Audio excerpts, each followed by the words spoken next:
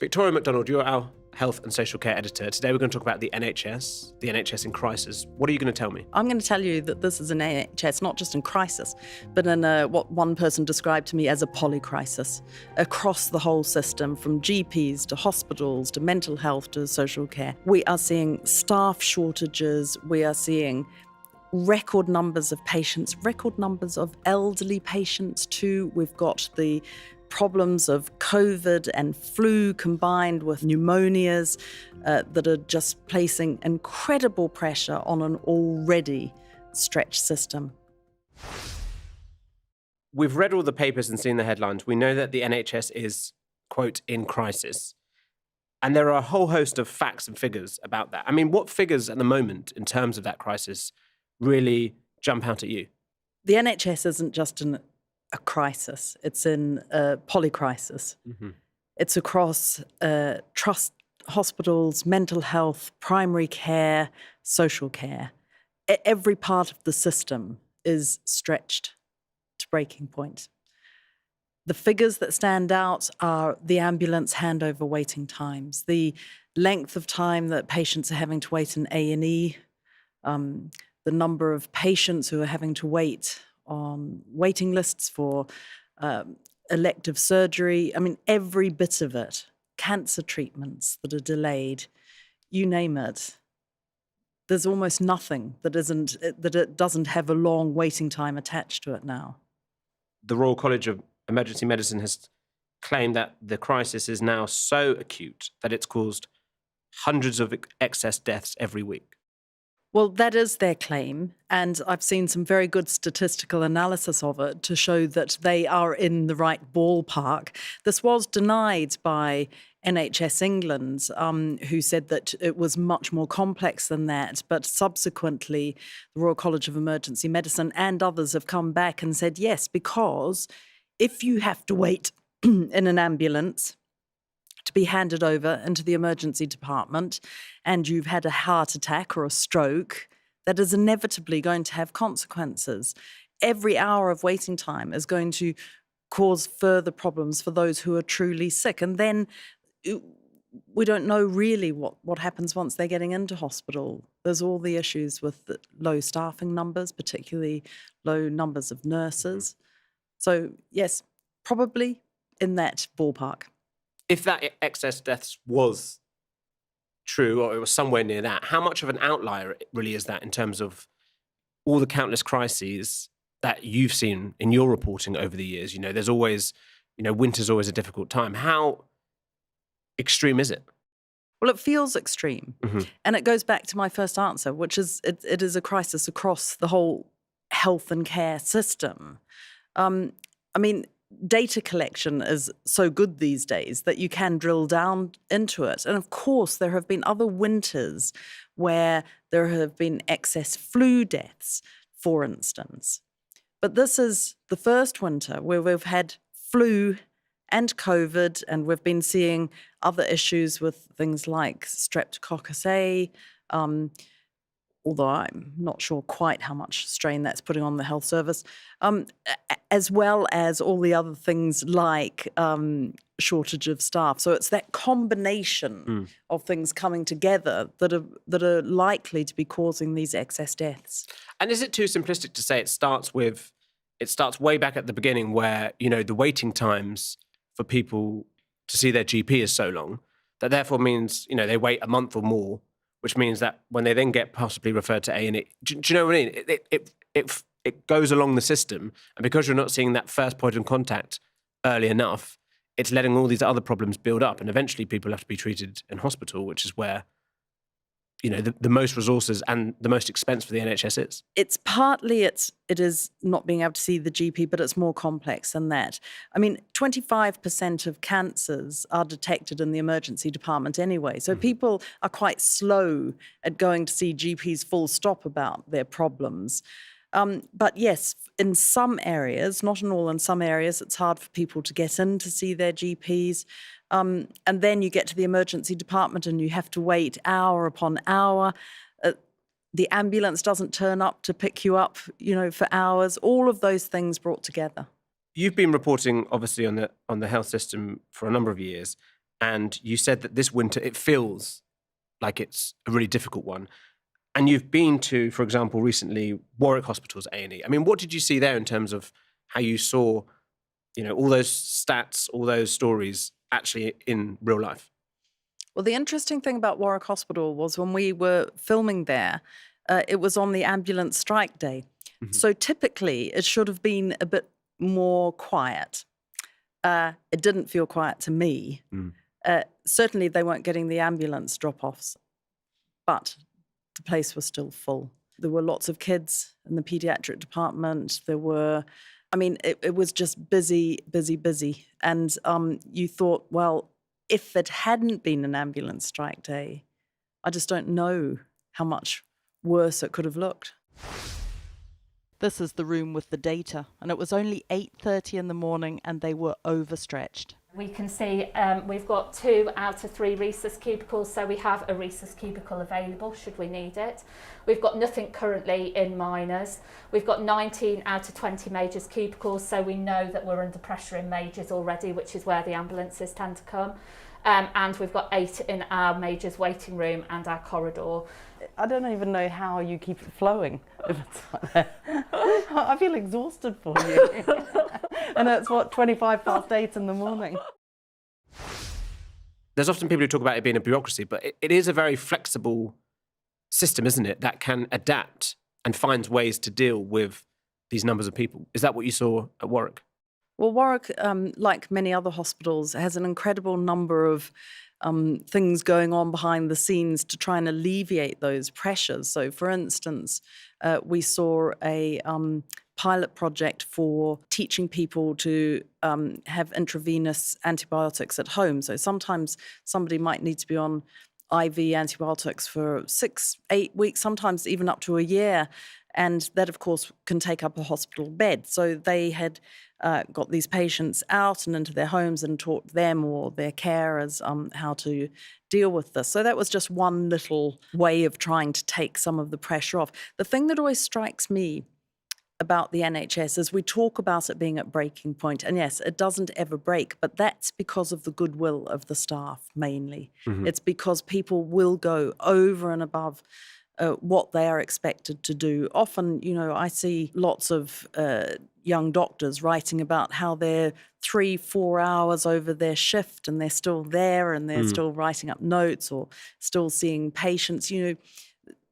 There is so much goodwill in the NHS. And I've always thought that that's what stops it from, well, it will never collapse, but from becoming way worse than it could be. When you were at Warwick Hospital, how did the patients respond? Because obviously there are lots of reports about faith in the NHS and it being able to work sort of diminishing. But there are polls which also say the minute face-to-face with the NHS, their satisfaction with it is very high. So is that what you saw at Warwick? Oh, all the time, always, not just Warwick. I mean, really? In November, we were in Rotherham, and there I spoke to a patient who had been on a trolley for more than 12 hours by the time I spoke to her. And she said, yeah, no, I am in a bit of pain, but she said, but it's the NHS and we're lucky to have it. At Warwick, I spoke to 2 patients who completely unprompted had said, this gives me a chance to say how much I love the NHS. I mean, I hadn't asked, what do you think of the NHS? They just said, while I'm talking to you, I want to say, I have had really good treatment. Sure, I'm in a cubicle and sure, I've been here for 6 hours, but I've been seen by a lot of people, a consultant's coming along at any moment now. I am in good hands. I have been seen by a large number of people. I'm due to be seen by a consultant now. It gives me an opportunity of saying that the treatment that I've received in this hospital now and previously, first class. And talking about the staff, we have seen these unprecedented strikes from nurses, ambulance workers, etc. There's a broad range of disciplines striking, but are they all sort of coming at it with a common message? It's about pay, yes, different aspects of pay, but essentially, of course, they're wanting more. In the case of junior doctors who are currently being balloted, it's about reversing cutback in their pay. The same with nurses, actually. Their pay has fallen in real terms. And then there are also the staffing issues. So every time the unions have gone to meet with the health secretary, and I think there have been about 3 meetings so far, at least the first 2 meetings, the health secretary would only talk about productivity and staffing and not pay. But the unions have been very explicit that all of it needs to be put together. Yes, the pay needs to be dealt with, but so does there need to be a proper staffing plan, which we haven't seen.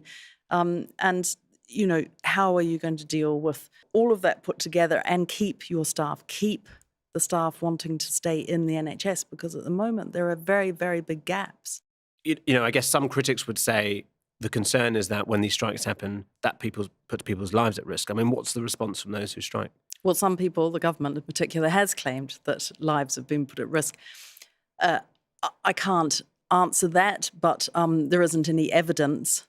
Certainly in the first ambulance strike in December, we saw ambulance workers leaving the picket lines to treat desperately ill people.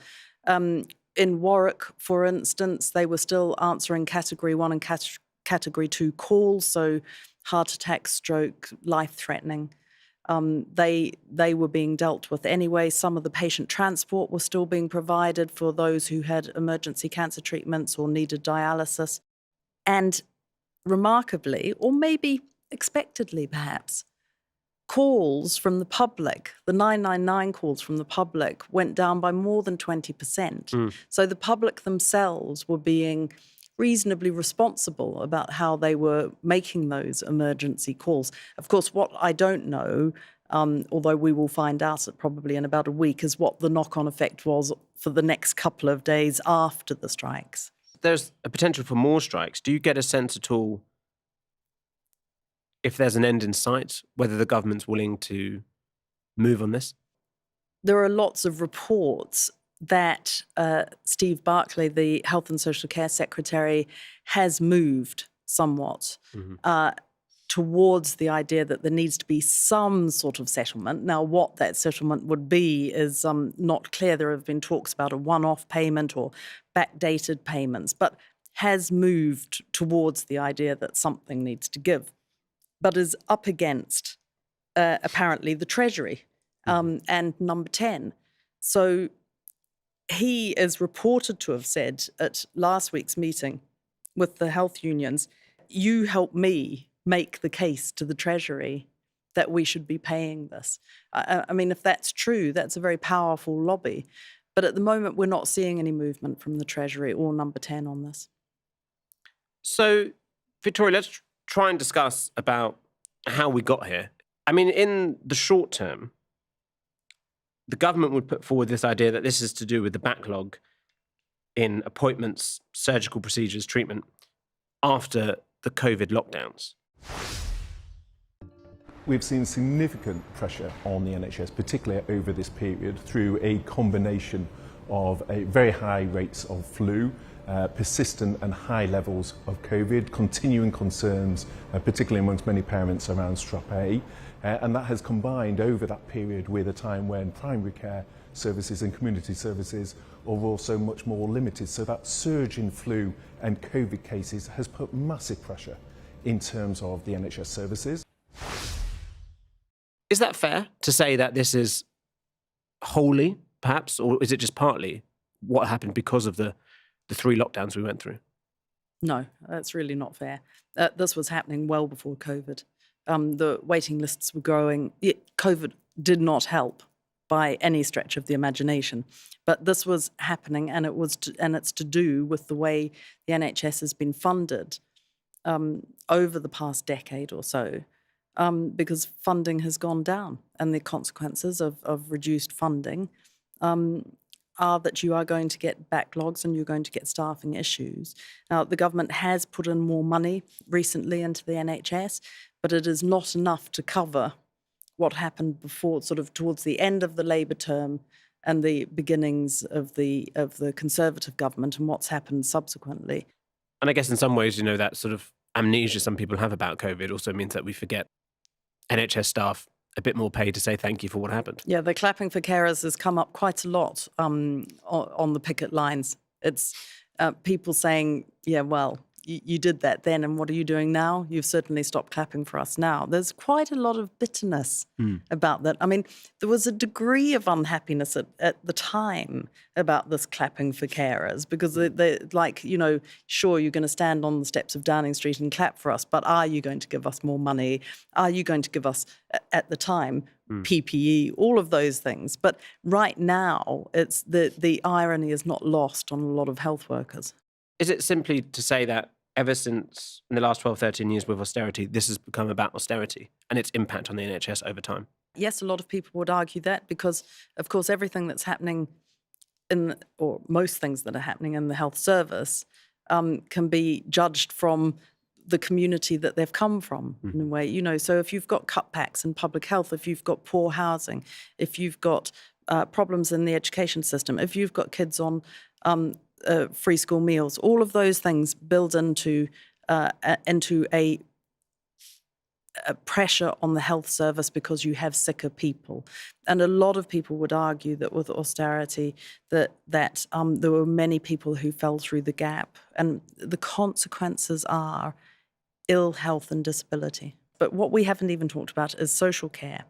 So if there are 13,000 patients a day in England, in hospital, when they could be moved out, when they're well enough to go back into the community, and they can't because there aren't places for them in the community, in care homes or back into their own home. And that's because not enough money's gone into social care. And that has a direct and obvious impact on the health service, along with poor housing stock, along with poverty in the communities, all of those things that impact. But we keep looking at hospitals because that's the most obvious sign of where the pressure is. But actually the pressures are all down, further back down the chain, if you like. I know that Amanda Pritchard said, Chief Executive of NHS England, that the NHS had not planned for the long term, and especially on staffing, it was now over-reliant on foreign-born doctors and nurses. Yeah, well, that's another issue again, is that there has been quite a lot of criticism of successive governments failing to have enough medical school places, enough places in nursing, enough social care, training, all of that. And these are things that take, years, that you need to plan ahead for years to get the right numbers. And the UK has often relied on medical staff from abroad. And of course, some of that was upset by Brexit, some of that was upset by the pandemic, where people raced home and haven't come back. They are increasing the numbers in medical school, but we won't see that, for a long time. Getting rid of the nurses' bursaries had an impact because then people couldn't afford to go into nursing. Some of that's been dealt with to a degree, but it will be a long time. Looking long term at what needs to be solved, staffing, social care. What about just the fact that we are a growing population and the average person in the UK is now living for much longer than before? Does that also play into it? Yeah, very much so. I mean, you go into any hospital, you go into any GP waiting room, and you're going to see people who are really quite elderly. But it's not just an upward line. At some stage, the population will start to grow slightly younger again. So it's sort of the trajectory it's on now, yes, because the older you are, the more likely you are to have different health conditions, sometimes multiple health conditions. It's not unusual for me to go into an emergency department filming to have, more than a couple of people over the age of 100 in there. Certainly, the large majority of them are often over the age of 80. In terms of solutions, if there are any, short-term, long-term, Rishi Sunak has said that he will make cutting NHS waiting lists one of his key pledges. NHS waiting lists will fall, and people will get the care they need more quickly. Those are the people's priorities. They are your government's priorities, and we will either have achieved them or not. No tricks, no ambiguity. We're either delivering for you or we're not. What change have we seen from the government, and do we think it's going to have an effect? I know that they've said that they will block buy thousands of care home beds. They're going to have porta cabins in hospital car parks. Are those just quick fixes? The block buying the care home beds is short term, yes, because that's only literally going to last until March.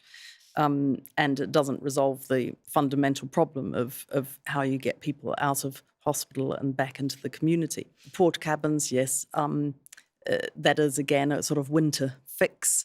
The waiting lists, well, the waiting lists were already due to come down anyway. There's been a lot of emphasis, particularly on the long waiters. And actually in the last set of figures that just came out last week, which were for December, there was a very small drop in the number of people waiting. So it was sort of, it was an important pledge on the Prime Minister's part, but it was one that he probably will see fulfilled. It doesn't deal with the fundamental issue, that there aren't enough staff. Another thing we haven't talked about is, the capital spending. Actually having hospitals that need a lot of money put into them to try and improve their infrastructure in order to get the flow through better. And, the Labour Party at the moment is high in the polls. It clearly thinks that it has a good chance of winning the next election, as most commentators think, whenever that may be. Wes Streeting, the Shadow Health Secretary, came out and talked about tearing up the contract with GPs, family doctors being salaried NHS employees, a greater role for pharmacies in giving out vaccinations, for example, even allowing people to refer themselves to specialists rather than going to the GP. What's their thinking there, and what's the reaction been? Yeah, I wish I could tell you what their thinking was, and I am a little bit perplexed. I don't know why they've taken on the GPs unless their polling is showing them that people are really concerned about not getting face-to-face appointments. But again, that's variable across the country. So actually, face-to-face appointments are back up to pre-COVID numbers. And some people say they prefer the phone consultation. So it feels to me as if they came up with this bright idea, and actually over the past few days, there's been such an outcry against it, not just from the people you would expect, like the British Medical Association or the Royal College of GPs, but sort of a number of different places that they really don't need to have this fight. Pharmacists already do vaccinations. And that's actually been a big part of the current government's pledge to take some of the pressure off, is to make much more use of community pharmacists. The Labour leader, Sir Keir Starmer, last weekend was talking about the bureaucracy of the NHS, and he didn't really elaborate on it except to say, for instance, if people could refer themselves for physio appointments or if they had internal bleeding. So is the argument, therefore, the criticism is that this is a non-solution to not the real problem? I'm intrigued as to why they've gone for that and not for other parts of the health system. And I would actually like to hear them talking about public health, about preventative medicine, about how they're going to ensure that people are living in safe environments, that aren't filled with mold and damp, that then therefore increase their asthma, that therefore send them to the GP, that therefore send them into the hospitals. With this talk of the NHS in its most profound crisis in its 75-year history, whether this is an existential crisis in the sense of, does the system itself need reforming to other models in other countries? Do you think that's actually a serious discussion? Or is that just, again, politics?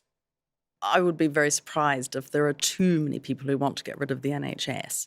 There is always a small cohort who thinks that would be better off privatised. Reforming the system is always a government's way of saying, I need to be seen to be doing something. The NHS has gone through a lot of reforms over the past 20 years, and I don't think it needs any more reform personally. Of course, things need to change. It needs to be encouraged to become more innovative. And one of the criticisms I've often had of the NHS is I will go and film an amazing project or, way of doing something in a hospital, and you think, why aren't they doing this right across the NHS? And somehow it never seems to spread out and gain traction elsewhere. I would like to see more sort of sharing of innovation.